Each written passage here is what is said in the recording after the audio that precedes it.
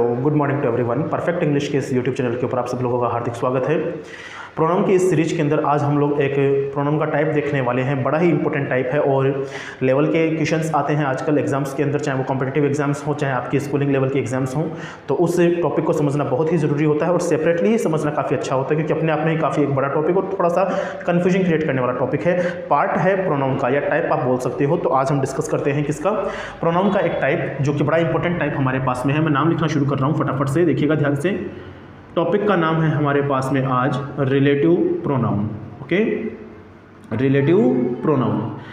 देखो relative pronoun क्या होता है उसको समझेंगे जरूर, लेकिन थोड़ा सा पहले हम ये समझ लेते हैं कि सर ये दो वर्ड जो हमारे सामने लिखे हुए हैं इनका मीनिंग क्या होता है। देखो प्रोनाउन का मीनिंग मैं बार बार बोल चुका हूं, जितने भी मैंने वीडियोस बनाए हैं प्रोनाउन के, मैंने आपको एक बात बताई है कि the pro version of noun. देखो खुद बोल रहा है ये the pro version of noun. It means जो नाउन का रिप्लेसमेंट है, जो नाउन का भी प्रो वर्जन है। एक तो होता है नाउन, एक होता है नाउन का प्रो वर्जन। नाउन तो बहुत सारी हमारे पास में है ना, लाखों करोड़ों अरबों हमारे पास नाउन है, बिकॉज हम लोग बचपन से पढ़ते आ रहे हैं कि all naming words are noun, या all the name of place person thing और emotions feelings are called as to be noun, है ना। तो इतनी सारी नाउन्स की बजाय हम लोग मुश्किल से 7 से 8 क्या करते हैं, प्रोनाउन के ऊपर कंसंट्रेट करते हैं। उनको बोलते हैं कि sir these are our pronouns. Okay, yes और नो। तो इतने बड़े नाउन के कंसेप्ट को अगर आप प्रोनाउन में सिर्फ 7 वर्ड मीनिंग्स में डाल रहे हो तो कहीं ना कहीं पर वो नाउन का प्रो वर्जन ही तो होता है। यस और नो। तो प्रोनाउन क्या होता है? प्रोनाउन होता है sir the replacement of any noun. Replacement of any noun is known as what? Pronoun. एक बड़ी इंपॉर्टेंट बात जो मैं ऑलरेडी बता चुका हूं, लेकिन फिर भी हर वीडियो में बता रहा हूं सो दैट आपके माइंडसेट में कहीं ना कहीं पर तो वो चीज स्टक हो जाए। वो ये है कि नाउन और प्रोनाउन कभी भी साथ साथ नहीं आते हैं। ये नाउन का रिप्लेसमेंट होता है, सब्सटीट्यूट होता है, ना कि नाउन के साथ में आता है। तो इस चीज को आप याद रखिएगा, ठीक है। तो ये तो हमने बात कर ली प्रोनाउन की। अब हम बात करते हैं रिलेटिव इस वर्ड मीनिंग की, क्योंकि कई बार क्या होता है अपनी लैंग्वेज इतनी आसान है और इतनी ब्यूटीफुल है कि कहीं ना कहीं पर इनके जो नाम है वही इनके सारे काम बता देते हैं, है ना। अब जैसे देखो रिलेटिव का मतलब क्या होता है? आपके भी कोई ना कोई रिलेटिव होंगे, मेरे भी कोई ना कोई रिलेटिव होते हैं, यस और नो। और रिलेटिव का मतलब क्या होता है? जो अपने से जुड़े हुए हैं, जो अपने से क्या है, जुड़े हुए हैं। तो बस यही तो इसका काम है। क्या काम हुआ कि रिलेटिव प्रोनाउन ऐसे वर्ड्स होते हैं दैट कनेक्ट्स, जो क्या करते हैं, कनेक्ट करते हैं। आप बोल सकते हो दैट जॉइन, कनेक्ट्स बोल सकते हो, जॉइन बोल सकते हो, जॉइंस टू सेंटेंसेस। जो दो सेंटेंसेस को क्या करते हैं, आपस में जोड़ते हैं। याद रखिएगा, दो सेंटेंसेस को आपस में जोड़ते हैं। एक टॉपिक मैंने पीछे करवाया हुआ है आपको, सिंपल सेंटेंसेस का, कंपाउंड सेंटेंसेस का और कॉम्प्लेक्स सेंटेंसेस का। तो यहां पर अब वो उसकी जरूरत हमारे को पड़ेगी जब हम बात करेंगे किसकी, कॉम्प्लेक्स सेंटेंसेस की। किसकी बात करेंगे कि हमारे पास में अगर कोई भी क्या है, कॉम्प्लेक्स सेंटेंस है। और कॉम्प्लेक्स सेंटेंस की मैंने क्या बताई थी आपको, थ्योरी और बेसिक। मैंने ये बताया था कि उसमें एक तो आपके पास होता है इंडिपेंडेंट स्टेटमेंट, एक आपके पास में क्या होता है, डिपेंडेंट स्टेटमेंट। या आप इसको बोल सकते हो एक तो होता है प्रिंसिपल क्लोज, एक होता है आपके पास में सबऑर्डिनेट क्लोज। बात एक ही है। तो इन दोनों को मतलब कॉम्प्लेक्स सेंटेंसेस के अंदर हम लगभग किसका इस्तेमाल करते हैं, रिलेटिव प्रोनाउन का इस्तेमाल करते हैं, है ना। अगर जिसने कॉम्प्लेक्स सेंटेंसेस वाला वीडियो नहीं देखा है, प्लेलिस्ट के अंदर पड़ा हुआ है। अब प्लीज आपसे यही गुजारिश है कि आप सबसे पहले उस वीडियो को जरूर देख के आए, सो दैट आपका कहीं ना कहीं पर थोड़ा सा चीजें जो है ना बेसिक क्लियर होता हुआ चले। अदरवाइज कोई दिक्कत नहीं है, अगर नहीं भी देख रहे हो या नहीं भी देखा हुआ है आपका तो कोई दिक्कत नहीं, अपना इससे काम चल जाएगा। बस काम याद रखना है अपने को। रिलेटिव प्रोनाउन क्या करते हैं, कनेक्ट करते हैं, ज्वाइन करते हैं दो सेंटेंसेस को। दो सेंटेंसेस हमारे को लगभग हमें कहां मिलते हैं, कॉम्प्लेक्स सेंटेंसेस में मिलते हैं। कंपाउंड सेंटेंसेस में तो क्या होते हैं, दो इंडिपेंडेंट सेंटेंसेस होते हैं। कंपाउंड सेंटेंसेस में तो क्या होते हैं, दो इंडिपेंडेंट सेंटेंस होंगे, एक अलग से आएगा, एक अलग से आएगा, दोनों का अपना एक मीन होगा और दोनों आपस में जुड़ जाएंगे with the help of coordinating conjunctions. और उसमें साथ हमारे पास में क्या होते हैं, कंजंक्शंस होते हैं। फैन बॉयज की ट्रिक हम लोगों ने पढ़ी हुई है, मैं रिवीजन करवा रहा हूं फटाफट से एक बार के लिए, ठीक है। जबकि यहां पर ऐसा नहीं है। कॉम्प्लेक्स सेंटेंस में क्या होता है, एक तो इंडिपेंडेंट सेंटेंस होता है और एक होता है डिपेंडेंट। मतलब एक तो होता है पूरा फ्री सेंटेंस और दूसरा होता है उसके ऊपर डिपेंड सेंटेंस, मतलब उसके बिना वो नहीं है कुछ भी। तो ऐसे सेंटेंस को हमने क्या बोला था, कंपाउंड सेंटेंस बोला था, सॉरी कॉम्प्लेक्स सेंटेंस बोला था। और कॉम्प्लेक्स सेंटेंसेस में हमारी हेल्प कौन करता था वहां पे जब हमने टॉपिक पढ़ा था, सब ऑर्डिनेट कंजंक्शंस हमारी हेल्प करते हैं। कौन करते हैं, सब ऑर्डिनेट कंजंक्शंस। और अब उसी को हम थोड़ा सा क्या कर रहे हैं, एक्सपांड करते हुए चल रहे हैं और वहां पर हम ये बोलेंगे कि कॉम्प्लेक्स सेंटेंसेस के अंदर आपकी हेल्प और कौन कर सकता है, तो हम बोलेंगे सर रिलेटिव प्रोनाउन कर सकता है। अब कंफ्यूज मत हो जाना कि सर हमारे पास में जो टॉपिक है क्या वो कॉम्प्लेक्स सेंटेंस है कि क्या वो ये अपना रिलेटिव प्रोनाउन है। तो टॉपिक तो कौन सा है, रिलेटिव प्रोनाउन ही है ना। लेकिन रिलेटिव प्रोनाउन यूज कहां होता है, तो कॉम्प्लेक्स सेंटेंसेस को कनेक्ट करने में काम आता है। आ गई बात समझ में? आइए शुरू करते हैं इसकी थ्योरी को समझना।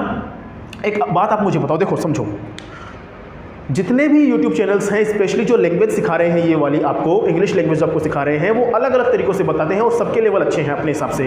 हम किसी को ये नहीं बोल सकते कि किसी का भी लेवल खराब है या कोई भी अच्छा नहीं पढ़ा रहा है या कोई अलग तरीके से नहीं पढ़ा रहा है, सब अच्छे अच्छे पढ़ा रहे हैं। लेकिन हमारा मकसद ये है कि मैं आपको इस तरीके से पढ़ाऊँ रिलेटिव प्रोनाउन को या किसी भी थ्योरी को, किसी भी कंसेप्ट को, कि आपको वो तुरंत एक ही क्लिक में समझ में आ जाए। आपको उसके लिए बार बार ना तो वही वीडियो दोबारा देखना पड़े रिवाइंड करके, ना ही किसी और का वीडियो आपको दोबारा देखना पड़े। तो हमारा फोकस एक ही रहेगा, one concept at a time, एक कॉन्सेप्ट एक टाइम पर सीखना, ना कि अलग अलग कॉन्सेप्ट्स को लेके आना और अपने कुछ स्वार्थ के लिए, निजी स्वार्थ के लिए क्या करना, उन कॉन्सेप्ट्स की हेल्प से उसको क्या करना, बनाना और बड़े करना उस वीडियो को। हम क्या करेंगे, हम लिमिटेड वर्जन के अंदर चलना शुरू करेंगे और रिलेटिव प्रोनाउन को समझना शुरू करेंगे। आइए देखिए, अब यहां से मैं इसकी थ्योरी शुरू कर रहा हूं, समझना ध्यान से, ठीक है। देखिए, हमने प्रोनाउन पढ़ लिया लगभग सारा। आज मुझे लगता है शायद रिलेटिव प्रोनाउन अपना टाइप का आखिरी है और उसके बाद प्रोनाउंस अपने पूरे हो जाएंगे। कल से अपन क्या करेंगे, इसके प्रैक्टिस सेट्स लगाएंगे। तो देखिए, प्रोनाउन के अंदर हमने क्या पढ़ा कि प्रोनाउन को आइडेंटिफाई करने का तरीका कैसे पता लगता है। तो सर 3 वर्ड्स हैं हमारे पास में WH वर्ड फैमिली के, यस और नो। अगर मैं कहूं प्रोनाउन के अंदर क्या है, नाउन है, नाउन को कैसे आइडेंटिफाई करते हैं, वही 3 वर्ड्स हैं। कौन से हैं, देखो मैं बताता हूं फटाफट से एक बार। तो वो 3 वर्ड्स अपने पास में हैं, व्हाट, हु और हुम। यही तो 3 वर्ड्स है ना, वो व्हाट, हु और हुम। इन्हीं 3 वर्ड्स की हेल्प से हम लोग क्या करते हैं, कोई भी सेंटेंस में नाउन और प्रोनाउन को आइडेंटिफाई करते हैं। और स्पेशली अगर प्रोनाउन का भी कोई टाइप होता है उसको भी आइडेंटिफाई ऐसे करते हैं, याद है कि नहीं है। अब हम क्या करते हैं, इन्हीं तीनों का यूज करेंगे एज ए रिलेटिव प्रोनाउन, बस कुछ नहीं है, अलग से कुछ करना ही नहीं है। प्रोनाउन पढ़ रहे हो तो प्रोनाउन के अंदर ही चलो, आगे अलग अलग कॉन्सेप्ट्स मत जाओ। तो प्रोनाउन के अंदर ये 3 वर्ड से हम क्या करते हैं सर, बताओ फटाफट से, क्या करते हैं, इन 3 वर्ड से तो हम आइडेंटिफाई करते हैं सर, किस चीज को, प्रोनाउन को। तो वो जो आइडेंटिफाई आप कर रहे हो, इन्हीं 3 वर्ड्स को अगर आप क्या करोगे, कॉम्प्लेक्स सेंटेंसेस में डाल देते हो। किस में डाल देते हो, कॉम्प्लेक्स सेंटेंस में डाल देते हो। क्या करने के लिए, 2 सेंटेंसेस को आपस में जोड़ने के लिए। तो वो क्या बन जाएगा, आपका रिलेटिव प्रोनाउन बन जाएगा। खत्म होती है बात, इतनी तो बात है ना। प्लस अगर आपको याद हो, हमने प्रोनाउन के एक टाइप के अंदर, प्रोनाउन के एक टाइप के अंदर क्या पढ़ा था, हमने ये भी पढ़ा था कि हमारे पास में विच और हुज, विच और हुज, ये भी 2 क्या होते हैं, WH वर्ड मीनिंग्स होते हैं, जो क्या करते हैं, नाउन और प्रोनाउन को आइडेंटिफाई करने का काम करते हैं, है ना। अब ये आप मुझे बताओगे कि ये कौन सा था अपने पास में, कौन सा था अपने पास में प्रोनाउन, बताओ फटाफट से, जिसमें हमने इन 5 WH वर्ड्स का यूज किया था, बताओ फटाफट से। देखो मैं बताता हूं, ये था अपने पास में इंटेरोगेटिव प्रोनाउन। कौन था इंटेरोगेटिव प्रोनाउन था कि नहीं था। तो इंटेरोगेटिव प्रोनाउन के अंदर जो आपने पढ़ा हुआ है ना, वही सारा का सारा रिलेटिव प्रोनाउन के अंदर है। बस फर्क इतना सा है, इंटेरोगेटिव प्रोनाउन के अंदर ये सारे शुरू में आते थे, याद है, अभी समझा दूंगा, टेंशन मत लीजिए। इंटेरोगेटिव प्रोनाउन के अंदर ये सारा का सारा शुरू में आता था एज ए सब्जेक्ट बन के, है ना। उसके जस्ट बाद में वर्ब आती थी, है ना, विदाउट नाउन और प्रोनाउन, याद है। हाँ, और ये रिलेटिव प्रोनाउन के अंदर हम लोग क्या करेंगे, इसको बीच में लेके आएंगे। क्यों बीच में, क्यों, बिकॉज कनेक्ट करना है अपने को, किसको, कॉम्प्लेक्स सेंटेंस को, यस और नो, जिसमें इंडिपेंडेंट होता है और डिपेंडेंट सेंटेंस होता है, बस ये तो काम करना है। आओ देखो, अब व्हाट, हालांकि इसका मीनिंग क्या होता है, क्या होता है, क्या होता है, इसका रियल मीनिंग क्या होता है। लेकिन अगर हम क्या करेंगे, इसको एज ए क्या करेंगे, रिलेटिव प्रोनाउन यूज करेंगे, तो ये व्हाट से क्या चेंज हो जाएगा, दैट में चेंज हो जाएगा। किस में चेंज हो जाएगा, दैट में चेंज हो जाएगा। तो किसी भी कॉम्प्लेक्स सेंटेंस में अगर आपको दैट नजर आ रहा है, इसका मतलब समझ जाना वो व्हाट से जुड़ा हुआ कहीं ना कहीं पर, है ना। हाँ, आगे देखिए, हु का मतलब वैसे होता है कौन, क्या होता है, कौन। लेकिन हम रिलेटिव प्रोनाउन पढ़ रहे हैं, तो रिलेटिव प्रोनाउन के अंदर इसका मीनिंग हो जाएगा जो, हिंदी अर्थ में क्या आ जाएगा, जो आ जाएगा। और सेम आपका ये क्या रहेगा, बीच में हु लगा हुआ रहेगा। क्लियर है चीजें। आगे देखिए, होम का मतलब वैसे क्या होता है, किसका, क्या होता है, किसका। लेकिन हम लोग यहां पर क्या ले रहे हैं, रिलेटिव प्रोनाउन ले रहे हैं, तो यहां हम इसका हिंदी मीनिंग ले लेंगे जिसका। क्या ले लेंगे, जिसका, जिसकी, जिसके। और सेम WH वर्ड जो है आपका बीच में आपको नजर आ जाएगा, होम, है ना। ये मैं पहले थोड़ी जो आसान चीजें वो पहले कर देता हूं, ताकि फिर अपना फोकस सारा का सारा कंसंट्रेट कहां लगाएं, अपन अपनी कंसेप्ट्स पे लगाएं, ठीक है, थ्योरी पे लगाएं। विच का हिंदी मीनिंग क्या होता है, कौन सा, क्या होता है, कौन सा, कौन सी, कौन से, है ना। लेकिन इसका हिंदी मीनिंग क्या निकलेगा, है ना, वो या वो वाला या वो वाली, ठीक है, ये हिंदी मीनिंग निकलेगा। और सेम आपका WH वर्ड ऐसा कैसा रहेगा। हुज का मतलब होता है किसका, किसकी, किसके। यहां लिख देता हूं मैं फटाफट से, किसका, किसकी और किसके। लेकिन यहां पर इसका मीनिंग क्या निकलेगा, जिसका, जिसकी और जिसके, है ना। और हिंदी मीनिंग में क्या रहेगा, हुज ऐसा कैसा रहेगा। तो ये हमने क्या किया है, ये तो हमने पढ़े इंटेरोगेटिव प्रोनाउन। क्या पढ़े, इंटेरोगेटिव प्रोनाउन, है ना। जब शुरू में आते हैं तब इनका मीनिंग क्या रहता है, ठीक है। और इस इक्वल टू के इधर जो हमने पढ़े हैं, ये सारे के सारे हमने क्या पढ़े हैं, रिलेटिव प्रोनाउन पढ़े हैं। क्या पढ़े हैं, रिलेटिव प्रोनाउन पढ़े हैं। अभी हम इनके यूजेस करेंगे, फंक्शनिंग कर रहे हैं, लेकिन पहले इनका नामकरण तो कर दिया जाए एक बार से। आपको चीजें तो समझा दी जाएगी, हमारे पास कौन कौन से इंग्रेडिएंट्स कैसे काम करेंगे, सो दैट हम उसकी रेसिपी बना सके। आ रही है बात समझ में। तो व्हाट का क्या निकलेगा, दैट बनेगा। हु से आपका हु ही रहेगा, लेकिन हिंदी मीनिंग चेंज हो जाएगा जो, ट्रांसलेशन के टाइम पे। whom आपका सेम रहेगा, which आपका सेम रहेगा, whose आपका सेम रहेगा। इन 5 के अलावा और कोई सा रिलेटिव प्रोनाउन नहीं होता है, ठीक है ना। एक बात मैं आपको और बता दूं, लगे हाथ फटाफट से देखो। एक बार क्या होता है, एक बार मीन्स कई बार क्या होता है कि हमारे पास एग्जामिनेशन के अंदर कंपाउंड रिलेटिव प्रोनाउन भी पूछ लिया जाता है। क्या पूछ लिया जाता है? कंपाउंड रिलेटिव प्रोनाउन भी पूछ लिया जाता है। आप कहोगे सर रिलेटिव प्रोनाउन तो समझ में आ रहा है कि ये टॉपिक है, लेकिन कंपाउंड रिलेटिव प्रोनाउन क्या होता है? कुछ नहीं होता है। ये जो आप वर्ड्स मीनिंग देख रहे हो ना, ये जो आप WH वर्ड मीनिंग देख रहे हो, इसमें अगर आप क्या कर देते हो, EVER एवर को या सो एवर को ऐड कर देते हो तो क्या बन जाता है? आपका कंपाउंड रिलेटिव प्रोनाउन बन जाता है। कुछ नहीं करना है। देखो यहाँ पे ये जो आपका नजर आ रहा है ना, इंट्रोगेटिव प्रोनाउन बोल दो या रिलेटिव प्रोनाउन बोल दो, क्योंकि ये है तो दोनों एक ही, दोनों चीजें एक ही तो है ना भाई, लिस्ट तो एक ही है, इनके फंक्शनिंग अलग अलग हो जाते हैं, बस वही तो हमने प्रोनाउन के अंदर पढ़े हैं टाइप्स के अंदर। तो क्या कहा मैंने कि व्हाट, हु, हुम, विच और हुज के अंदर अगर आप एवर ऐड कर देते हो या अगर आप सो एवर ऐड कर देते हो तो वो क्या बन जाते हैं? कंपाउंड रिलेटिव प्रोनाउन बन जाते हैं। आ गई बात समझ में? तो कंपाउंड रिलेटिव प्रोनाउन कैसे बनेंगे? व्हाटसोएवर, हुएवर, होमसोएवर, व्हिचएवर और हुजेवर। आ गई बात समझ में? इस तरीके से हमने क्या बनाया? कंपाउंड रिलेटिव प्रोनाउन बनाया। लास्ट में जाते टाइम पर मैं क्या करूंगा, इसका एक एग्जांपल आपको देके छोड़ दूंगा, ठीक है। फिलहाल के लिए वापस से आओ टॉपिक के ऊपर। टॉपिक कौन सा है? Relative pronoun. टॉपिक कौन सा है? Relative pronoun. कुछ नहीं करना है। एक बात बताओ मुझे फटाफट से, हु मैंने आपको बताया था, अगर आप देखो सीधी सी बात है, अगर आप लगातार पहले दिन से बने हुए हो या प्रीवियस सारी क्लासेस लेते आ रहे हो तब तो आपके लिए बहुत ईजी चीज है। लेकिन अगर आप फर्स्ट टाइम हो या अचानक से आपने क्लिक करके अपने यूट्यूब को देखना शुरू किया वीडियो पे, है ना, तो भैया फिर कहीं ना कहीं दिक्कत होना शुरू हो जाएगा, ठीक है ना, क्योंकि हर चीज एक दूसरे से क्या होती है? लिंक होती है, जुड़ी हुई होती है। अगर हु को हमने पढ़ना है तो हमें अच्छे से मालूम है सर कि जो हु होता है ना, वो आंसर में अपने को क्या देता है? क्या देता है आंसर में अपने को? पर्सन देता है। क्या देता है? पर्सन देता है। और पर्सन कहाँ नजर आता है अपने को? सब्जेक्ट में नजर आता है। होम की अगर बात करूं तो होम की क्या मिलेगा अपने को? आंसर मिलेगा। लेकिन आंसर कहाँ मिलेगा? आंसर कहाँ मिलेगा? ऑब्जेक्टिव प्लेस पे मिलेगा। कहाँ मिलेगा? ऑब्जेक्टिव प्लेस पे मिलेगा, ठीक है ना। ये सारी बातें हमने पढ़ी हुई है। और व्हाट के बारे में पढ़ा हुआ कि सर व्हाट जो होता है वो अपने को आंसर देता है किसका? नॉन लिविंग थिंग का आंसर देता है। और ये आपका हो सकता है, it can be placed on as a subjective place और एज एन ऑब्जेक्टिव प्लेस। ये सारी बातें हमने पढ़ी हुई है। नाउन को आइडेंटिफाई करते टाइम पर भी बताई थी मैंने सारी बात आपको बेसिक के अंदर। प्रोनाउन को आइडेंटिफाई करते टाइम पर भी मैंने आपको ये सारी बात बताई थी। अब हम क्या करना है? अब हमें इनके बस एग्जांपल्स देखने। क्या करने हैं? एग्जांपल्स देखने। कुछ नहीं करना है। एग्जामिनर आपसे पूछेगा नहीं भैया इनके फंक्शंस क्या क्या हैं, इनके यूजेस क्या क्या है। ये यूजेस मैं आपको बता चुका हूं। अब एग्जाम्पल देखो, एग्जाम्पल के हेल्प से मैं क्या करूंगा, आपको इनके यूजेस थोड़ा सा बताना शुरू करूंगा। देखिएगा जरा ध्यान से। मैंने बोला the boy who wears red t-shirt, the boy who wears red t-shirt is my brother। ठीक है, ये पहला एग्जाम्पल। दूसरा मैं ले रहा हूं आपके लिए एग्जाम्पल, फटाफट से देखिएगा जरा ध्यान से। I know the girl whom you met yesterday।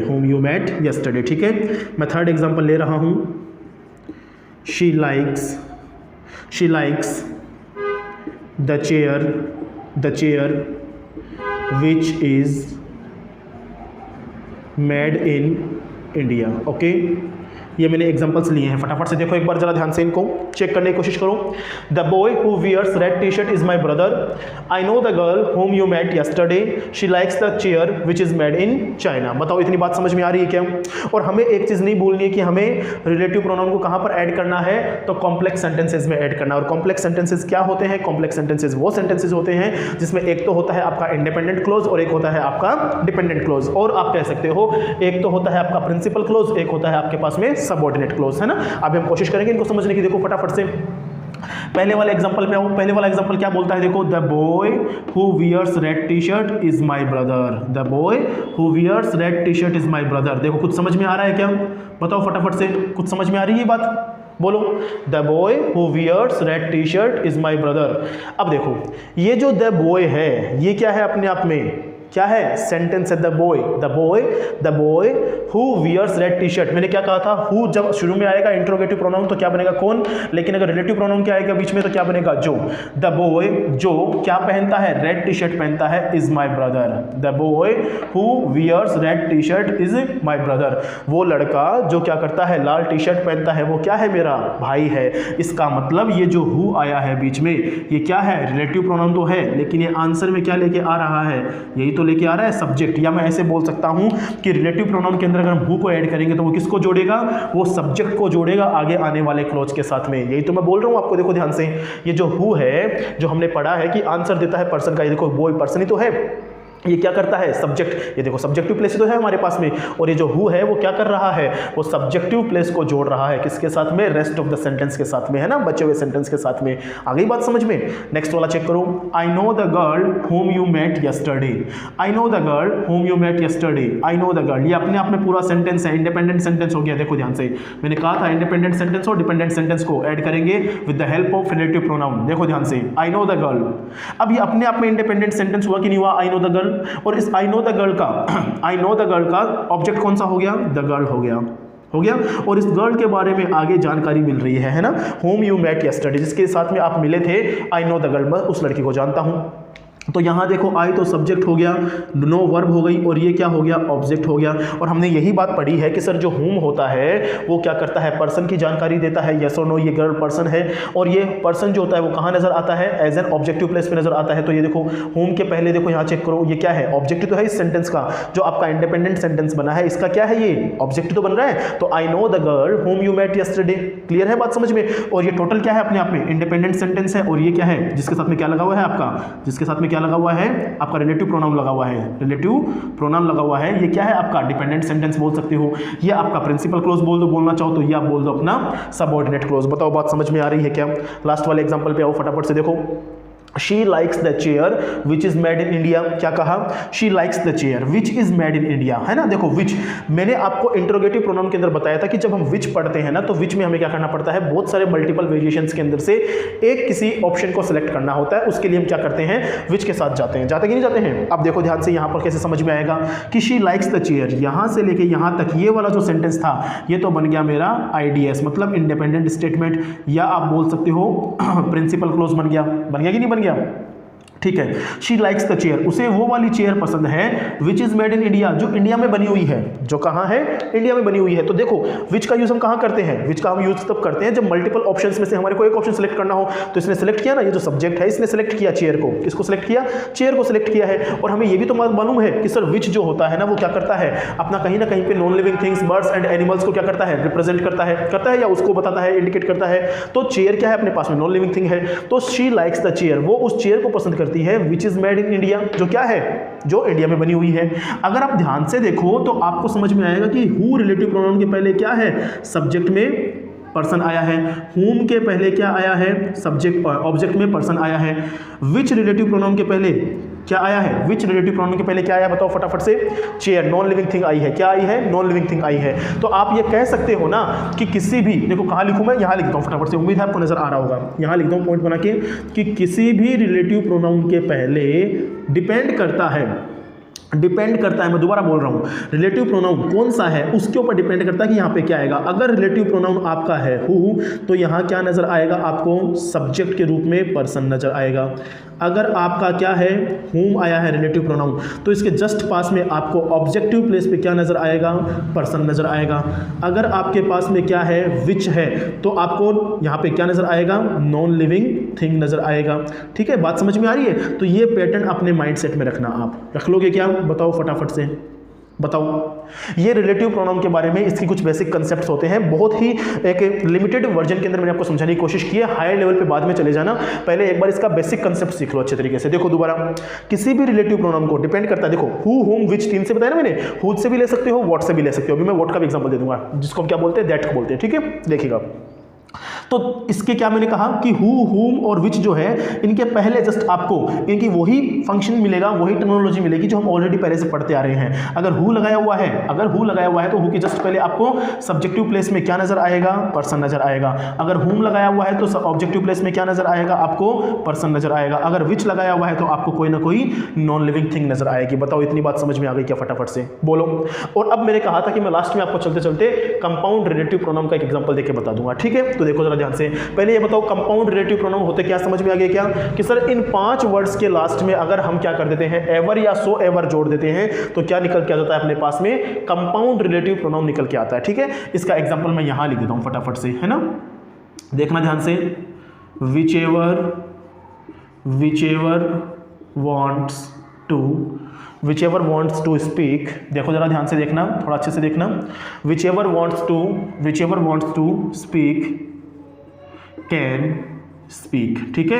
हालांकि ये एग्जाम के अंदर पूछता नहीं है स्कूलिंग लेवल के ऊपर, और ना ही आपके जो स्टेट लेवल के एग्जाम्स होते हैं वहां नहीं पूछता है। हाँ, आपके सेंट्रल एग्जाम्स में जरूर आते हैं। तो मैं आपको बता दिया है कि whichever wants to speak, जो भी बोलना चाहता है कैन स्पीक बोल सकता है। अब ये क्या हुआ, अब यहाँ पर देखो विच के अंदर एवर जोड़ रखा है, विच के अंदर क्या कर रखा है, एवर जोड़ रखा है ना। तो ये किसका एग्जाम्पल बन जाएगा, ये बन जाएगा कंपाउंड रिलेटिव प्रोनाउन का एग्जाम्पल। क्या बन जाएगा, कंपाउंड रिलेटिव प्रोनाउन का एग्जाम्पल बन जाएगा। विच का मतलब क्या होता है, कौन सा, है ना?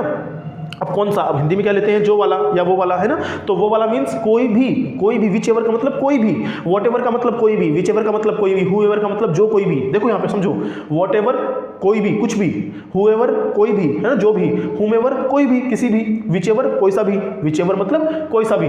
तो whichever wants to speak, कोई सा भी लड़का अगर बोलना चाहता है, लड़की बोलना चाहती है, कैन स्पीक बोल सकता है ना? इस तरीके से हिंदी अर्थ जाएगा। Whosever, whosoever, ठीक है ना? Whatsoever, whatsoever, whatever, whatsoever बोलते कि नहीं बोलते हम लोग? तो ये क्या होते हैं, कंपाउंड रिलेटिव प्रोनाउन के रूप में आते हैं। बताओ इतनी बात समझ में आ गई क्या? फटाफट से बोलो।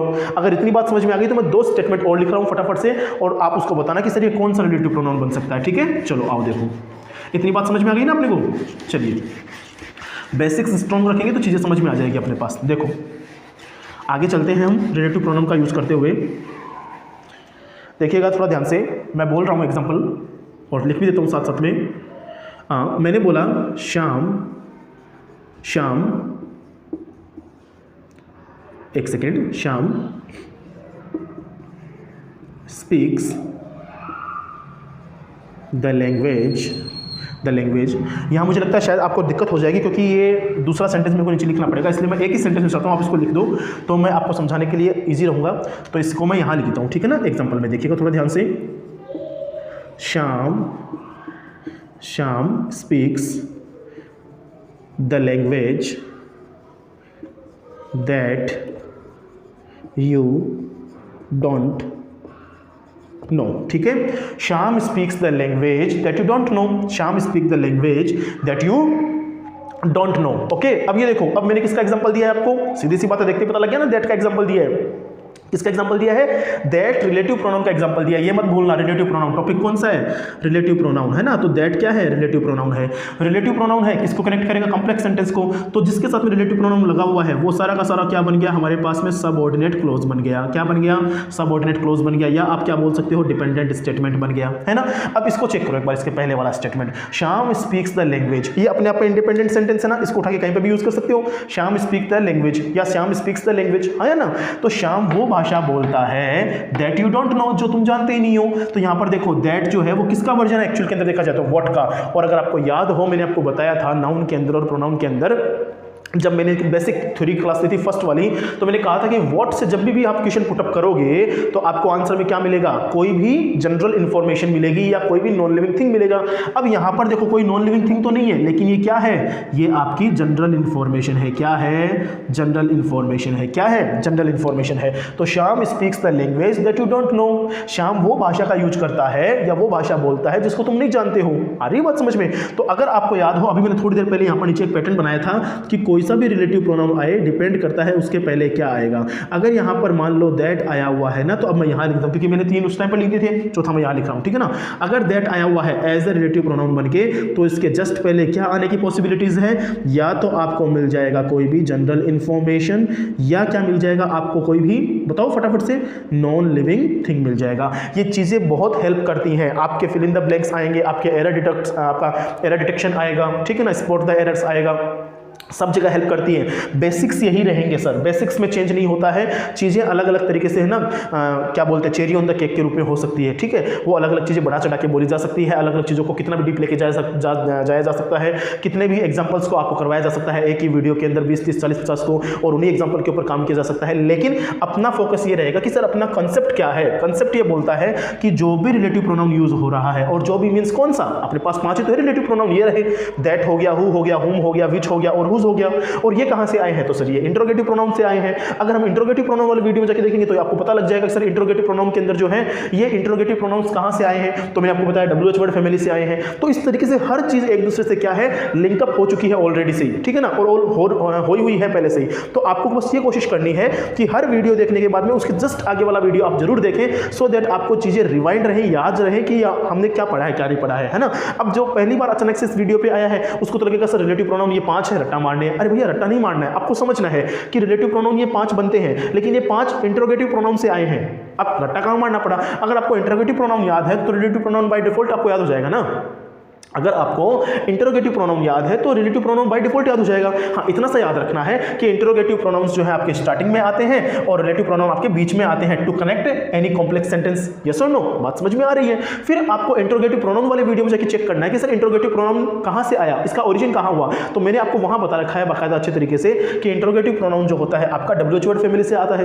तो इस तरीके से चीजें क्या होती है, इंटरलिंक्ड होती है। लेकिन फिलहाल के लिए वापस आते हैं टॉपिक के ऊपर, रिलेटिव प्रोनाउन। आज का टॉपिक था हमारा रिलेटिव प्रोनाउन। हमने 4-5 एग्जांपल्स लिए, इसके बेसिस के ऊपर बहुत सारे एग्जांपल कर सकते हो। मेरा मकसद एग्जांपल्स करवाना नहीं है, मेरा मकसद एक ही है, किसी भी तरीके से आपको टॉपिक का कंसेप्ट समझ में आ जाए। और याद रखना, one concept at a time. अगर ये याद रखोगे तो चीजें आपको समझ में आना शुरू हो जाएगी। अब आप क्या कर सकते हो, आराम से किसी भी एग्जांपल को देखते क्या कर सकते हो, हवा में उड़ा सकते हो, बोल सकते हो। क्या कुछ नहीं करना है सर। अगर कॉम्प्लेक्स सेंटेंस है, अगर ये 5 आपको रिलेटिव प्रोनाउन बीच में नजर आ रहे हैं तो उसके जस्ट पहले वाला वर्ड देख लो। अगर तो वो जनरल इंफॉर्मेशन है तो वो ठीक है, दैट आएगा ही आएगा। अब इसमें आप फिल इन द ब्लैंक भी डाल सकते हो ना सर। आप इसमें क्या डाल सकते हो, फिल इन द ब्लैंक भी तो डाल सकते हो। आप खुद सोचो, अगर मैं फिल इन द ब्लैंक आपको दे देता तो और आपसे पूछता हु आएगा, विच आएगा, दैट आएगा, हुम आएगा, तो आप क्या बोलोगे, आप सीधी सी बात है दैट बोलोगे सर। क्यों? क्योंकि हमने क्या पढ़ा है, हमने ये तो पढ़ा है ना कि रिलेटिव प्रोनाउन कौन सा आएगा डिपेंड करता है उसके पहले वाले पैटर्न के ऊपर, उसके जस्ट पहले वाले पे। अगर जनरल इंफॉर्मेशन है या नॉन लिविंग थिंग है तो चेक कर लेना किसके चांसेस हैं, दैट के चांसेस है। किसके चांसेस हैं, दैट के चांसेस हैं। हु के चांसेस तो कब बनते हैं, हु के चांसेस, जब अपने पास में जस्ट पहले क्या होता है, सब्जेक्ट के रूप में एक पर्सन मौजूद होता है ना। हुम का चांसेस कब बनता है, हुम का चांसेस तब बनता है जब अपने पास में पर्सन हो, क्या हो, पर्सन हो, लेकिन कौन से प्लेस पे हो, ऑब्जेक्टिव प्लेस पे हो, बस। तो बेसिक्स तो वही रहेंगे, आपको बस अपना कॉमन सेंस थोड़ा सा यूज करना ही पड़ेगा। अदरवाइज कोई भी आ जाए, टीचर सारे ही अच्छे होते हैं लैंग्वेज के, ठीक है, कोई सा भी टीचर हो सब अच्छा ही पढ़ाते हैं, कंसेप्ट्स वही रहेंगे। आपको पढ़ना पड़ेगा, कोशिश आपको करनी पड़ेगी, थोड़ा सा माइंडसेट का यूज करना पड़ेगा। शॉर्टकट्स वगैरह कोई नहीं होते हैं। अगर आप सोच रहे हो सर बड़ा फैसिनेटिंग वीडियो है, बड़ा ही अट्रैक्टिव वीडियो है, कुछ समझ में आ रहा है, 40-45 मिनट का वीडियो बना रखा है, उससे कुछ लेना देना नहीं है। अपने को कंसेप्ट आ रहा है कि नहीं आ रहा है वो इंपॉर्टेंट है। अगर कंसेप्ट कोई भी वीडियो बता रहा है वो सबसे इंपॉर्टेंट है। कंसेप्ट के बेसिस पर तो सारी बुनियाद टिकी हुई है ना, एग्जाम्पल्स टिके हुए हैं। अब मैंने कहा कि ये आपका कंसेप्ट है कि रिलेटिव प्रोनाउन ये 5 है, इन 5 से बाहर कुछ आएगा नहीं सर, छठा आएगा नहीं आपके पास में। और इसके जस्ट पहले क्या आया हुआ है उसको देख के आप क्या कर सकते हो, रिलेटिव प्रोनाउन को यूज कर सकते हो। तो इसके बाहर क्या बच गया बताओ फटाफट से, यही तो है ना। अब अलग अलग टीचर्स इसको अलग अलग रूप से पढ़ा देंगे, इतनी बात है। तो ठीक है, अपन इतने रखते हैं इस चीज को। बताओ रिलेटिव प्रोनाउन समझ में आ गया क्या? और कोई चीज़ है तो आप मुझे प्लीज़ कमेंट बॉक्स में जरूर आप बताना, और मैं आपका नाम लेके बाकायदा उस डाउट को भी सोल्व करूंगा और आपने जो क्वेरी पूछी है मैं उस क्वेरी का भी आंसर दूंगा। Till then enjoy yourself, thank you so much.